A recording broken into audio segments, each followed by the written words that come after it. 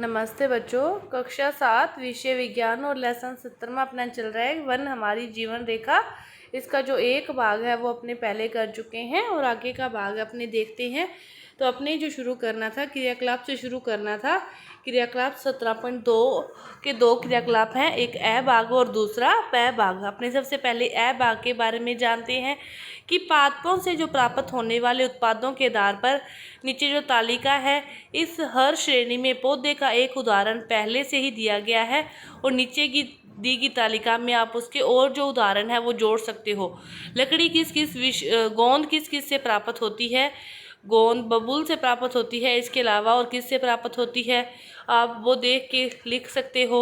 औषधीय रूप में नीम है, करेला है, इसके बाद आंवले का, और भी तेल किस किस का? सरसों का, चंदन का। और लकड़ी किस किस की काम आती है? तो लकड़ी तो बहुत मतलब पेड़ पौधों की काम आती है। तो ये सारणी आप भर सकते हो। 17.2 का दूसरा जो क्रियाकलाप है, इसमें क्या है कि अपने आसपास के किसी वन या उद्यान में जाइए, तो वृक्षों को आप देखो तो उनके नाम जानने का प्रयास करो। इस कार्य में आप किसी अन्य अध्यापक की, किसी पुस्तक की या किसी भी बुजुर्ग की आप सहायता ले सकते हो। जिन वृक्षों की पत्तियों को आप देखें, उनकी विशेषताओं, लंबाई, पत्तियों का आकार, शिखर, उसके पुष्प कैसे हैं, फल कैसे हैं, उनको सूचीबद्ध करके आपको चित्र बना के उनके बारे में जानकारी प्राप्त करनी चाहिए। तो प्रोफेसर अहमद ने बताया कि वृक्षों के शिखर की आकृति और माप में परस्पर क्या होते हैं? भिन्न होते हैं। इसी कारण किसी वन में विभिन्न ऊंचाई की क्षैतिज परतें होती है। इन्हें क्या कहते हैं? अधोतल कहते हैं। कि कोई जो पेड़ पौधा है वो छोटा, कोई उससे बड़ा और कोई उससे बड़ा होता है। उनके शिखरों की जो ऊंचाइयां हैं इन्हें क्या कहते हैं? अधोतल कहते हैं। विशाल और ऊंचे जो वृक्ष हैं वो शीर्ष परत बनाते हैं, जिनके नीचे झाड़ियां और ऊंची घास की परतें होती है।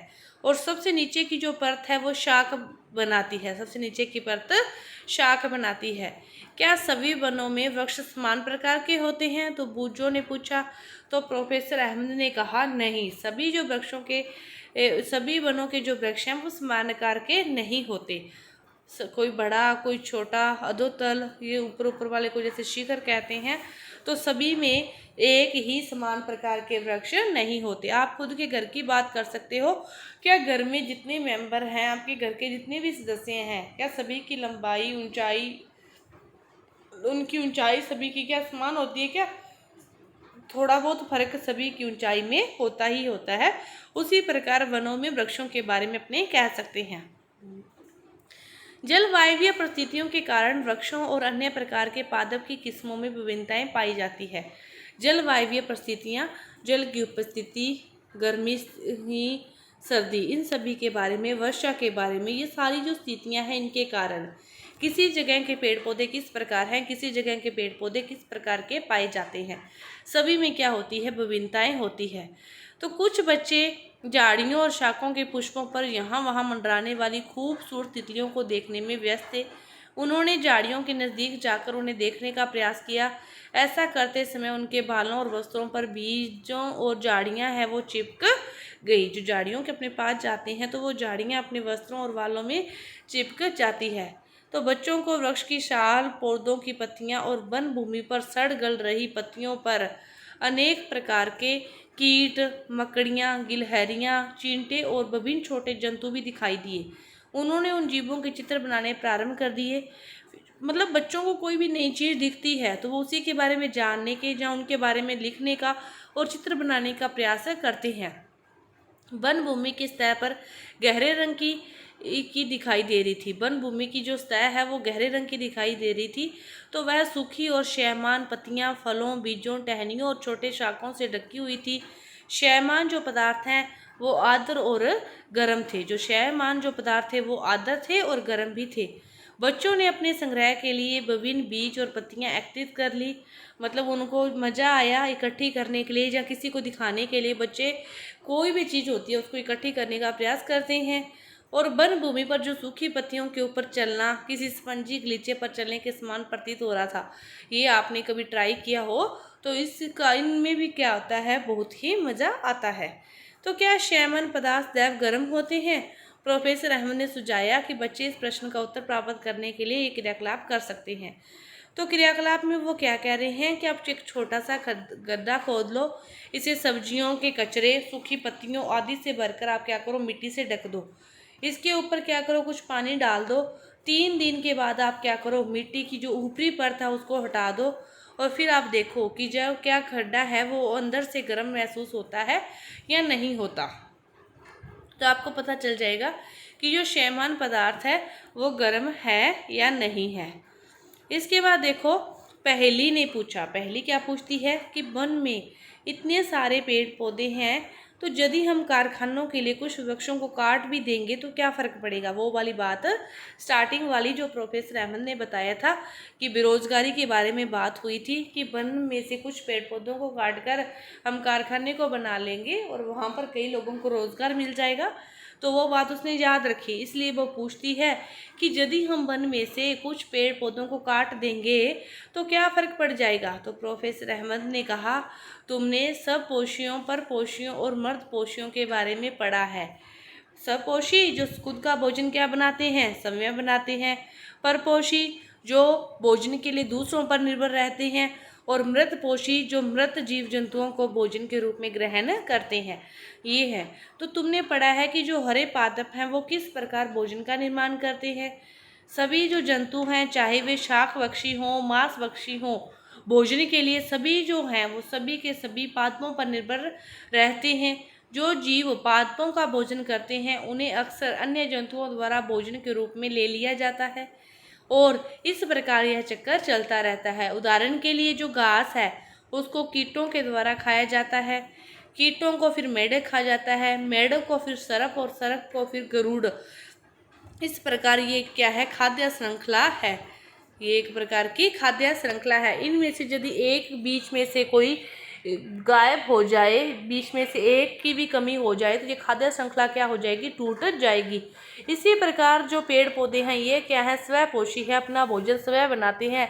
लेकिन बाकी चाहे अपने खुद मानव की जाति है ये भी क्या है, इन्हीं पर निर्भर रहते हैं, पेड़ पौधों पर ही ये क्या है, निर्भर रहते हैं। तो इसीलिए यदि पेड़ पौधों को काट दिया जाएगा तो भोजन की ये जो श्रृंखला है, भोजन की स्वपोषी, परपोषी, मर्द पोषियों के बीच जो श्रृंखला है, फिर वो चक्कर है वो भी क्या हो जाएगा, टूट जाएगा। तो इसके बारे में उसने बताया कि वन में इस प्रकार की जो अनेक खाद्य श्रृंखलाएं पाई जाती है। सभी जो खाद्य श्रृंखलाएं हैं वो परस्पर संबंध होती है एक दूसरे से। यदि किसी खाद्य श्रृंखला में कोई विघ्न पड़ता है, किसी भी प्रकार का कोई विघ्न पड़ता है तो यह अन्य श्रृंखलाओं को प्रभावित करता है। वन का प्रत्येक भाग अन्य भागों पर क्या है, निर्भर होता है। यदि हम वन के किसी घटक जैसे वृक्ष को अलग कर दें तो इससे अन्य सभी जो घटक हैं वो क्या हो जाते हैं, फिर प्रभावित हो जाते हैं। किसी भी एक घटक से उसके सभी घटक, अन्य जो घटक हैं वो प्रभावित होते हैं। प्रोफेसर अहमद ने बच्चों से वन भूमि की सतह से पत्तियों को उठाकर उन्हें हैंडलेंस के रूप में देखने के लिए फिर कहा। प्रोफेसर अहमद ने बच्चों को कहा कि वन भूमि की सतह पर जो पत्तियां पड़ी है उन पत्तियों को उठाकर आप हाथों में जो लेंस होता है उसके रूप में देखने के लिए कहा। तो उन्हें शैमान पत्तियों पर उन्हें मशरूम दिखाई दिए। हैंडलेंस से देखा तो उन्होंने उस पर के ऊपर मशरूम दिखाई दिए। उन्हें नन्हे नन्हे कीटों, मील पिंडों और चिंटों, भृंगों की सेना भी उन पर दिखाई दी। उन्होंने आश्चर्य हो रहा था कि ये जीव वहाँ कैसे रहते हैं। तो प्रोफेसर अहमद ने फिर उन्हें समझाया कि आसानी से देखे जाने वाले इन जीवों के अतिरिक्त यहाँ अनेक जीव और भी हैं। ये पेड़ पौधों के बारे में देखो आप कि जो पेड़ पौधे हैं वो जल, मिट्टी से ग्रहण करते हैं, पोषक तत्व ग्रहण करते हैं और फिर सूर्य के प्रकाश से उन्हें कार्बन डाइऑक्साइड मिलती है और फिर प्रकाश संश्लेषण की क्रिया होती है। इसके द्वारा ये अपना भोजन समय बनाते हैं और ऑक्सीजन को फिर वो क्या करते हैं, बाहर छोड़ देते हैं। उनके अलावा भी और भी ऐसे सूक्ष्म जीव हैं जो मृदा के भीतर रहते हैं, कि ये तो ऊपर रह रहे हैं, इसके अलावा भी अन्य बहुत सारे सूक्ष्म जीव हैं जो मृदा के क्या रहते हैं, भीतर रहते हैं। पहली को आश्चर्य हो रहा था कि मशरूम और अन्य सूक्ष्म जीव क्या खाते हैं, कि फिर वे खाते क्या हैं। तो प्रोफेसर अहमद ने बताया कि ये मृत पादपों जंतु उत्तकों को खाते हैं, उन्हें एक गहरे रंग के पदार्थ में परिवर्तित कर देते हैं, जिसे क्या कहते हैं, ह्यूमस कहते हैं। कि ये किसको खाते हैं, वो एक गहरे रंग के पदार्थ में परिवर्तित करते हैं, जिसे ह्यूमस कहते हैं। ह्यूमस के बारे में आपने अध्याय 9 में पढ़ा था, वह ह्यूमस। पादपों और जंतुओं के जो मृत शरीर को ह्यूमस में परिवर्तित करने वाले सूक्ष्म जीव हैं, वे क्या कहलाते हैं, अपघटक कहलाते हैं। क्या कहलाते हैं, अपघटक। और इस प्रकार के सूक्ष्म जीव वन में महत्वपूर्ण भूमिका निभाते हैं। और यह जानकारी मिलते ही पहली ने मृत पत्तियों को हटाना प्रारंभ कर दिया और कुछ ही देर में भूमि पर ह्यूमस की जो परत को खोज निकाला। जब उसे पता चला कि नीचे और भी कोई परत है, पता चलते ही बहुत जल्दी बच्चे एक्टिव होते हैं। आपको भी बहुत ज़्यादा जानकारी प्राप्त करने की होगा ही कि नई चीज़ दिखते ही हम उसके बारे में और जानें। तो ऐसा ही उसने खोज निकाला और ह्यूमस की उपस्थिति यह सुनिश्चित करती है कि मृत पादपों और जंतुओं के पोषक तत्व मृदा में निर्मुक्त होते रहते हैं और वहाँ से ये पोषक तत्व पुनः ह्यूमस की उपस्थिति सुनिश्चित करती है।